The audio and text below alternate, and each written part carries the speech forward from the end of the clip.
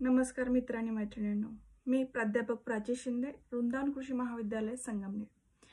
आज आपण अतिशय महत्त्वाच्या विषयावरती बोलणार आहोत, सेंद्रिय शेती व किचन गार्डनिंग। तसं पाहिलं तर हा आपला रोजच्या जीवनातील आणि अत्यावश्यक असणारा हा विषय आहे, कारण हा फक्त शेतीशीच निगडित नाही तर आपल्या आयुष्याशी, आपल्या आरोग्याशी आणि आपल्या सगळ्या मुलाबाळांच्या आणि घराच्या भविष्याशी सुद्धा निगडित आहे। कारण खरंच आपण आज पैसे कमवतोय, परंतु ज्या पैशातून आपण खातोय ते खरंच तेवढं सुरक्षित आहे का? तर खरंच नाहीये मित्रांनो। आपण जे काही आपण खातोय, आपल्या मुलाबाळांना देतोय ते अतिशय घातक आहे। आणि मग हे जर आपल्याला टाळायचं असेल किंवा आपल्या घरच्यांपुरतं जे आहे ते पोषक अन्न आपल्याला घ्यायचं असेल तर त्यासाठी काय करायला पाहिजे? तर शक्य होईल तितकं आपण घरच्या घरी उगवायला पाहिजे। एक छंद म्हणून आणि एक आपल्या कुटुंबाची काळजी म्हणून जे आहे ते कुटुंब गुंठा असला पाहिजे आणि त्याच्यामध्ये थोडंफार का होईना ते पोषक आणि नैसर्गिक अन्न आपल्या घरात आलं पाहिजे। कारण सेंद्रिय किंवा नैसर्गिक म्हणजे काय? तर कुठलाही केमिकल विरहित किंवा रासायनिक खतांचा भडीमार नसलेलं, जे नैसर्गिक पद्धतीने उगवतं आणि ज्याच्यामध्ये खरंच खूप मोठ्या प्रमाणामध्ये पोषण, चव आणि एक उपजतच पोषक घटक असतात, असं अन्न म्हणजे सेंद्रिय अन्न असं म्हणायला आपल्याला काही हरकत नाही।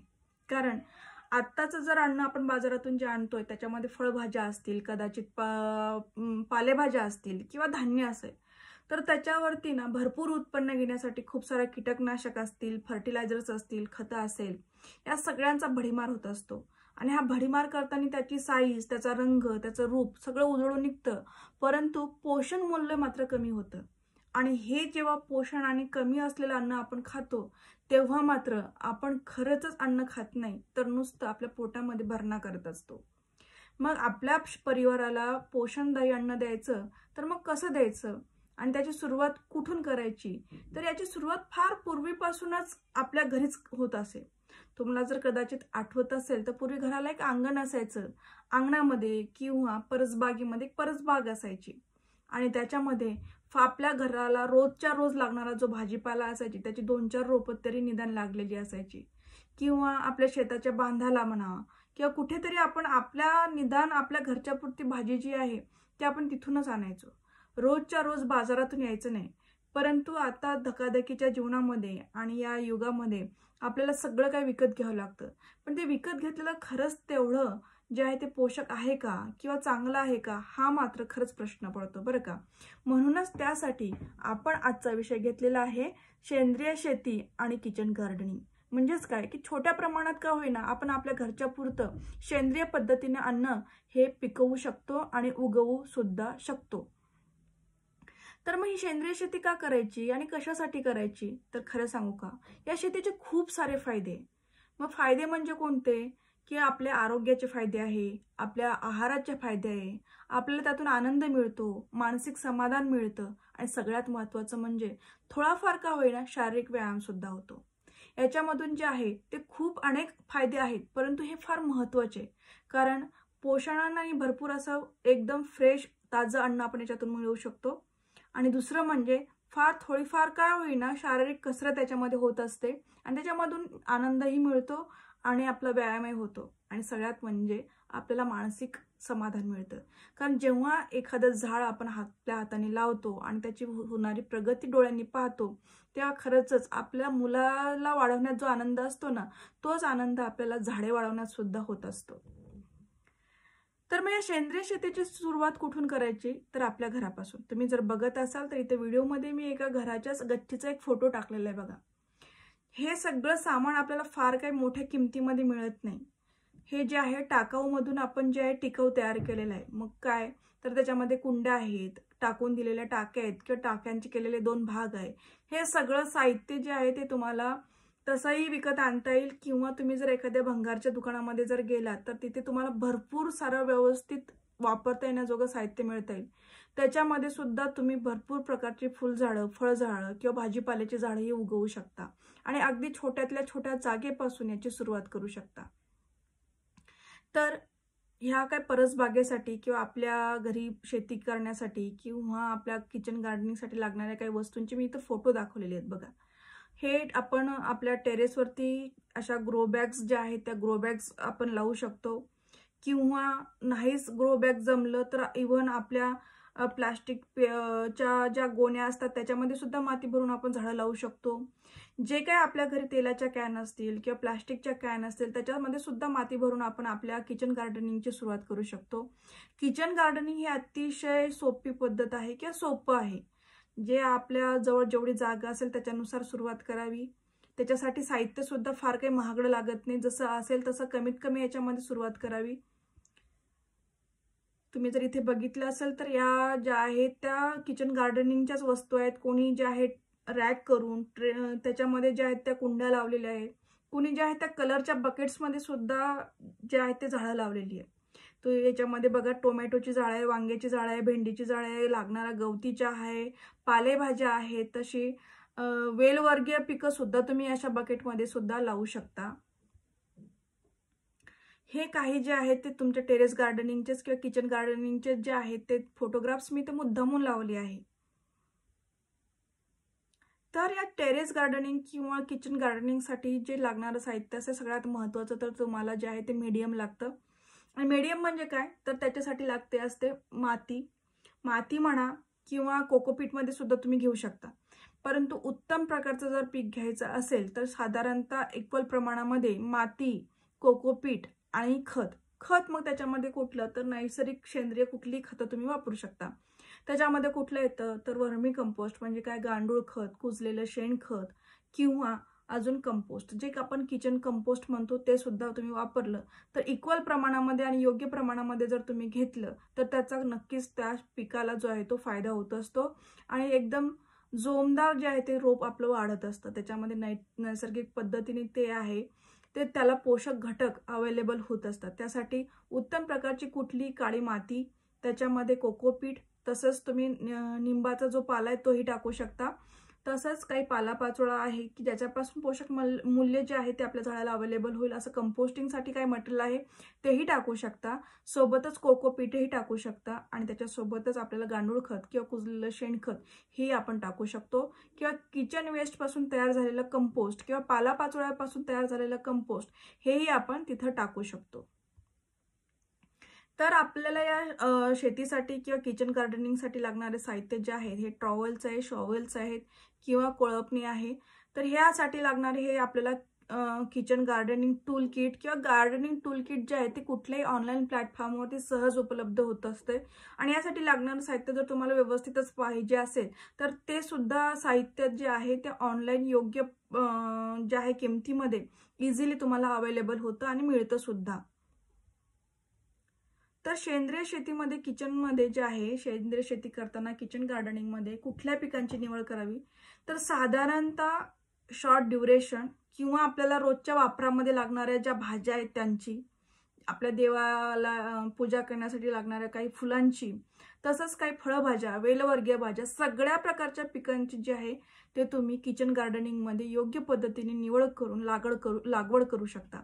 त्याच्यामध्ये तुम्ही फोटोग्राफ्समध्ये जर बघितले तर हे सुद्धा किचन गार्डनिंग मधलाच भाजीपाला आहे. त्याच्यामध्ये दुधी भोपळा आहे, कारली आहेत, काही वालाच्या शेंगा आहेत, काही दोळकी आहेत, तसंच सगळे पालक आहे, शेपू आहे, मेथी आहे, कोथिंबीर आहे.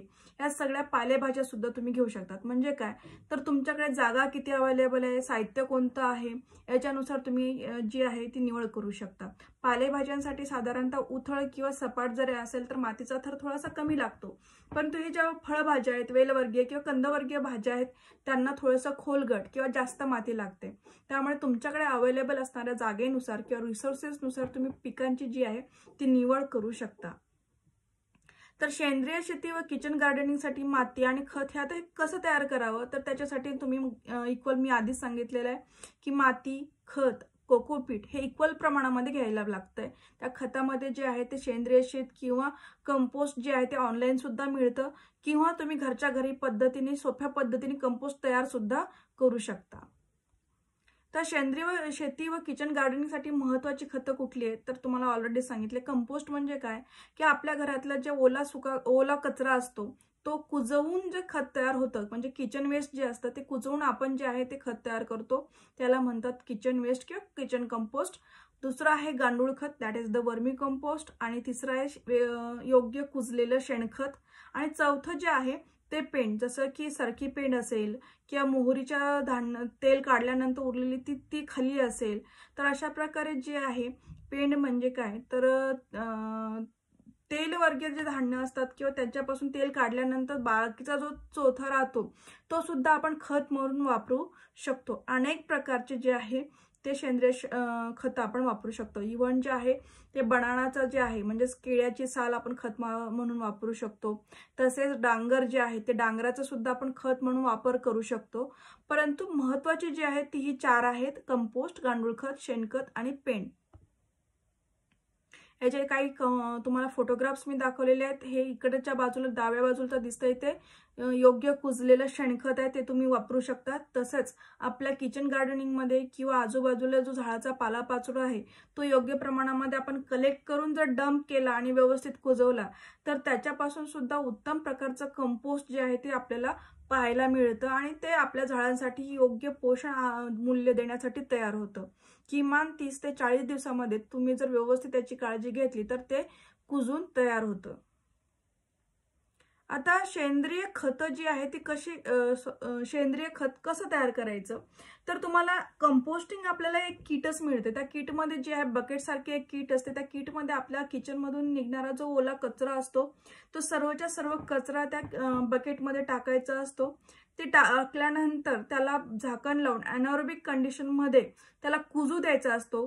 कुजू देण्यासाठी आपण जसं दह्यामध्ये विरजण टाकतो तसंच त्या कुजण्यासाठी काही जी आहे थोडीशी माती आणि मायक्रोबेलचे जे एखादं सोल्युशन जर तुम्ही टाकलं तर त्याच्यामुळे हे कंपोस्ट खूप लवकर आणि वास विरहित तयार होतं. याच्यासाठी जी आहे तुम्हाला ऑनलाईन जर तुम्ही बघितली तर तुम्ही कंपोस्ट किट तुम्हाला तशीही मिळते किंवा तुम्हाला कंपोस्ट किट त्याच्यावरून आयडिया येत असेल तर तुम्ही ती कंपोस्ट किट जी आहे ती घरी तयार करू शकता. तसंच वर्मी कंपोस्ट आहे. वर्मी कंपोस्ट म्हणजे गांडूळ खत. तुम्ही गांडूळ जे आहे ते मातीवरती शेणावरती जर सोडले तर त्याच्यापासून उत्तम प्रकारचं गांडूळ खत सुद्धा तुम्हाला मिळतं. हे बाजारामध्ये रेडीही मिळतं आणि तुम्हाला जर इच्छा असेल तेवढा वेळ असेल तर हे तुम्ही घरीही तयार करू शकता. आता सेंद्रिय शेती का करायची, तुम्ही म्हणाल मॅडम एवढं सगळं जर समजा आम्हाला रेडी विकतच मिळते तर मग आम्ही हे एवढं सगळं घरी का करायचं, तर खरं सांगू का, सेंद्रिय शेती किंवा किचन गार्डनिंग मधून मिळणारे खूप सारे फायदे आहेत. त्यातले ना मी अगदी थोडेसे फायदे जे आहेत तुम्हाला इथे नमूद करते. सगळ्यात महत्त्वाचं म्हणजे ना याच्यामधून जे अन्न मिळतं ना ते खरंच खूप शुद्ध असतं, नैसर्गिक असतं, चवीने आणि पोषण तत्वांनी भरपूर असतं. त्याचा ताजेपणा, टवटवीतपणा तुम्ही जर बघितल्यानंतर सकाळी सकाळी जर तुम्ही अशी झाडं फुललेली बघितली ना तर मन अगदी प्रसन्न होतं. म्हणूनच त्यासाठी शुद्ध आणि ताज्या अन्नासाठी जे आहे ते आपल्याला किचन गार्डनिंग करायचं असतं. मानसिक समाधानासाठी दिवसभराचा संपूर्ण थकवा किंवा रोजच्या कामाचं टेन्शन आपण आपल्या फुला झाडामध्ये संपूर्णपणे विसरून जातो. आणि जेव्हा एखाद्या झाडावरती आपण घेतलेल्या मेहनतीचं एखादं फळ येतं, एखादं फूल येतो, तेव्हा खरंच तो आनंद म्हणजे ना एखाद्या बाळाला मोठं करण्या इतका आनंद असतो. आणि त्याच्यातूनच तुम्हाला सांगते शारीरिक व्यायाम सुद्धा होत असतो. त्या व्यायामासाठी मानसिक ताणतणावापासून थोडासा आराम मिळण्यासाठी आणि एका टवटवीत आणि ताज्या पोषक अन्नासाठी आपल्याला किचन गार्डनिंग हे खरंच उत्तम पर्याय आहे.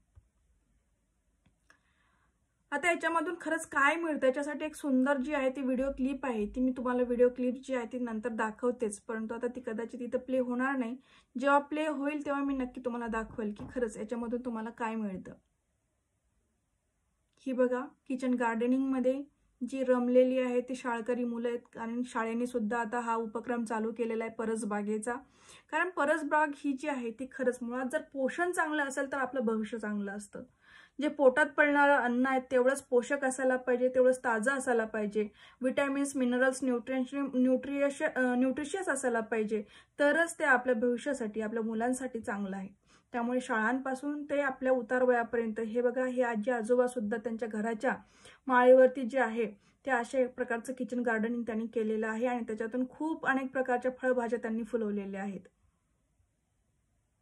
ही बघा ह्या किचन गार्डनिंग मधूनच रोजचा निघालाय. निदान एका परिवाराचा संपूर्ण भाजीपाला जो आहे तो निघू शकतो.